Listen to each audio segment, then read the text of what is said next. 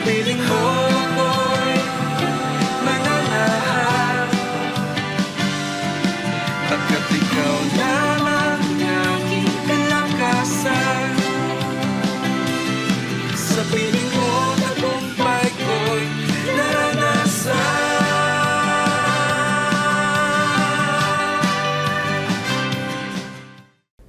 Amen. Purihin ang Diyos at welcome po sa ating araw na pagpapala. Kamusta po kayong lahat? Ako po'y bumabati sa inyo ng isang pinagpalang araw. At alam ko po, ang araw po na ito, tayo po ay makakarinig ng mensahe ng ating Panginoon. Ako po si Pastor Mau, tayo po ay manalangin. Amang Diyos, sa pangalan ni Jesus, salamat o God for this wonderful day, Panginoon o God, that we are gathered in your presence, in your name, Panginoon o God. Salamat, Lord, for your word upon us all, Lord. Ang salita mo ang magbibigay sa amin ng buhay, kapayapaan, kaayusan, Panginoon o God. At Lord, kaligayahan na hinahanap namin sa aming mga buhay. Salamat, Panginoon, na ikaw ang patuloy na sasama sa amin sa broadcast na ito sa pangalan ni Jesus.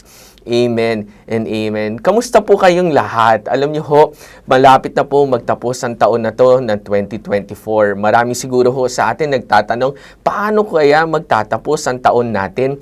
Paano kaya ang sitwasyon natin? Paano kaya ang buhay natin? Alam niyo ho, sabi ng Panginoon sa kanyang salita in Romans chapter 8, Verse 28, alam natin na sa lahat ng bagay, gumagawa ang Diyos para sa ikabubuti ng mga umiibig sa Kanya, na Kanyang tinawag ayon sa Kanyang layunin. So dito ho ay pinangako ng Panginoon para ho sa ating lahat in Romans chapter 8, verse 28, that we know that all things work together for good for those who love the Lord. Alam natin po na maraming mga nangyari ngayong taon na to. Ikaw at ako ay makakapagsabi na maraming mga bagay na inasahan natin, hindi natin inaasahan ang mga nangyari ngayong taon na to. Pero ho, ang pangako ng Panginoon para sa ating lahat, we will finish strong ngayong taon na to ng 2024. Matatapos po ang taon na to na tayo ay matatag, tayo ay pinagtagumpay ng ating Panginoong Diyos. Dahil sinabi ng Panginoon sa kanyang salita in Philippians chapter 1 verse 6 na ano man ang inumpisahan ng Panginoon, ito ay merong pagtatapos. Lahat po ng bagay ay merong pagtatapos. Kahit nga ano pong inumpisahan natin ay merong pagtatapos nito. Ganon din ho tayo sa Diyos, sa ating Panginoon, na kung ano man ang inumpisahan ng Lord sa ating mga buhay ay tinatapos niya. Hindi niya tayo iniiwan sa ere. Amen po.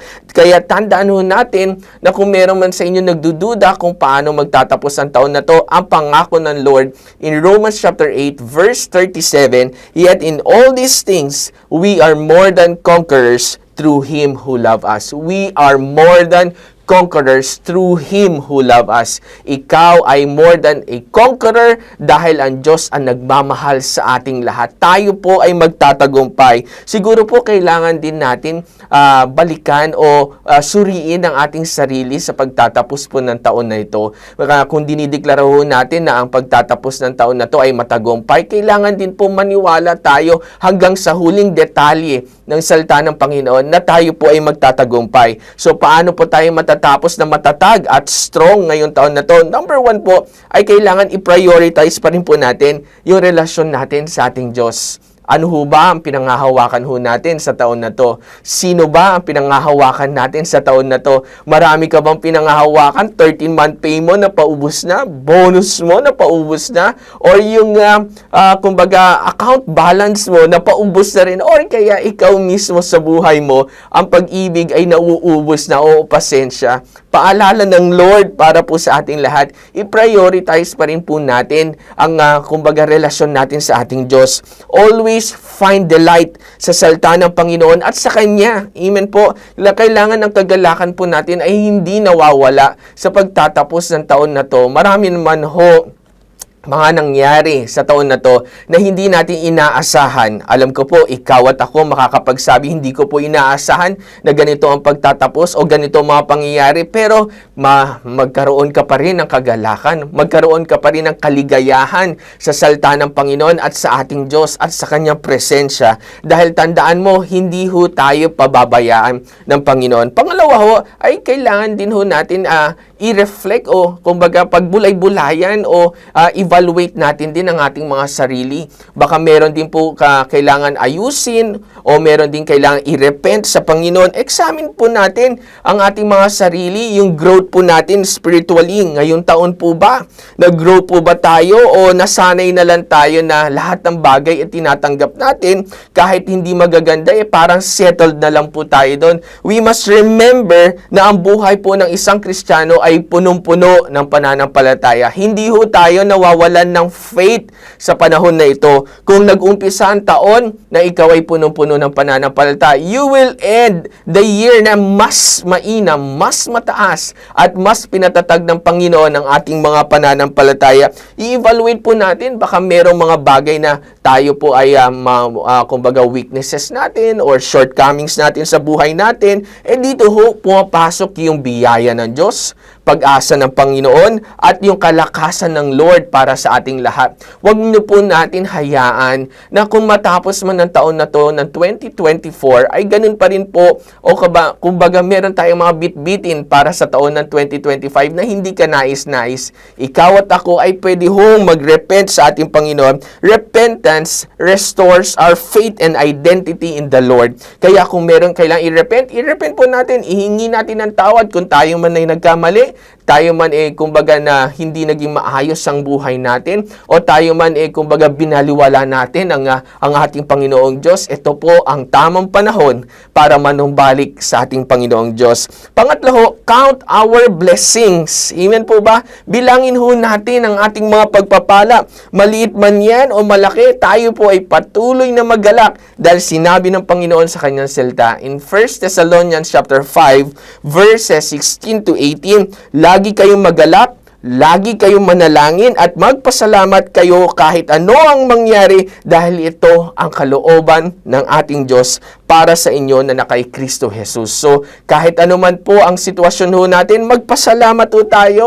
Bilangin ho natin yung mga bagay na ginagawa ng Diyos sa ating mga buhay and not the things na wala ho tayo. Yung hopelessness natin or yung kawalan natin, karamdaman natin. Yan ho ba ang binibilang ho natin sa panahon na to? Count your blessing. Amen po. Count our blessings in the Lord and you will see na napakabuti ng ating Panginoong Diyos. Alam niyo ho, kayong taon na to, kailangan tapusin natin to with faithful action. Amen po. Maging tapat pa rin po tayo sa ating Panginoon. Let us continue to obey the Lord. Amen po ba? Sundin natin ang nais ng Panginoon. Obedience is the key. Amen po ba? Ang pagsunod sa ating Diyos, yan pa rin po ang magiging susi para tayo po ay maging matagumpay ngayong taon na to. And we will finish strong. Kung tayo po ay meron man sa isipan natin na nahihirapan tayong mag-obey or kaya feeling natin na nasa point tayo ng buhay natin na parang wala ng pag-asa or kaya nasa point tayo ng buhay natin na parang wala ng way out. Amen po ba? Alam nyo, ang Panginoon, God will make a way where there seems to be no way. Amen po ba? Ganun ang Panginoon, kahit walang daanan, kahit walang paraan kang nakikita, ang Diyos ay meron laging solusyon para sa iyo at para sa akin sa ating mga sitwasyon. Kaya kailangan tandaan ho natin na sa taon na to, let us continue to be faithful and obedient sa nais ni Lord. Kapag sinabi ng Lord sa iyo, magpatawad ka, magpatawad ka. Amen po ba? Huwag kang magdadala ng anything. Amen po ba? Sa taon ng 2025 na alam mo maghihinder at mangyayari ulit yung hindi ka nais-nais or kaya kumbaga yung history ay mangyayari ulit by year 2025. Amen po? Paalala ni Lord po yan para sa ating lahat na kung sino man po ang kinakausap ng broadcast na to, let us continue to obey the Lord. And lastly po, let us look forward for next year. Amen po ba? With hope and great expectation. Amen po ba? Tayo po ay patuloy pa rin magtitiwala sa kakayahan, plano ng Diyos at kapangyarihan ng Panginoon para po sa ating lahat. The Holy Spirit will continue to be our helper. Amen po ba? Siya pa rin po ang ating kumbaga tagatulong, siya pa rin po ang kasama natin at siya rin pa rin po ang sasama sa ating lahat para sa taon ng 2025. Marami man po pang mga panalangin na hindi pa napangyari ngayong taon na to. Pero remember, let us continue to be excited na yung mga istorya na yon ay kumbaga mapangyayari pa lang o i-unfold pa lang ng Panginoon sa kanyang oras. So, 2025 is the continuation ng Panginoon na kumbaga gagawin ng Lord sa ating mga buhay. Ito pa rin po ay kumbaga ang Lord pa rin ang mag-reign by year 2025. So, kapatid, tandaan mo, ikaw ay mahal ng Panginoon, and you will finish strong this year 2024. Kung ano man ang kailangan mo, ano man ang suliranin mo, ano man ang inaasahan mo, ano man ang wala ka. Tandaan mo, ang pagmamahal ng Diyos ay para sa iyo sa lahat ng panahon. Kung hindi mo man kayang patawarin ang mga bagay-bagay na nangyari sa iyo sa buhay mo, start forgiving yourself in the Lord. Amen po. Pinakamahalaga ay unang patawarin natin ang sarili natin sa harap ng Diyos. Kung meron man tayong pagkakamali, yes, nagkamali tayo. Kung meron man tayong shortcomings, yes, meron tayong pagkukulang. Pero remember, the grace of the Lord is more than enough para sa ating mga buhay. Siya po ang patuloy na magtataguyod sa atin hanggang sa pagtatapos ng taon na to ng 2024. Believe God for His promises. Believe God for His, kumbaga, goodness sa ating mga buhay. Believe God for healing. Believe God for breakthrough. Believe God for provision. Believe God that no matter what happens, we are still standing in the Lord. Strong, amen po ba, and unshakable sa ating pananampalataya. Tayo po yung manalangin. Father God, in the name of Jesus Christ, thank you, Lord, for your word upon us all. Salamat, Panginoon, sa maganda niyo hong mensahe ng pag-asa para sa aming lahat. Lord, we will finish strong, O God. Ano man, Panginoon, O God, na mga nakikita pa namin, hindi namin kayang ayusin, O God. Hindi namin kayang solusyonan. Lord, ang pangako mo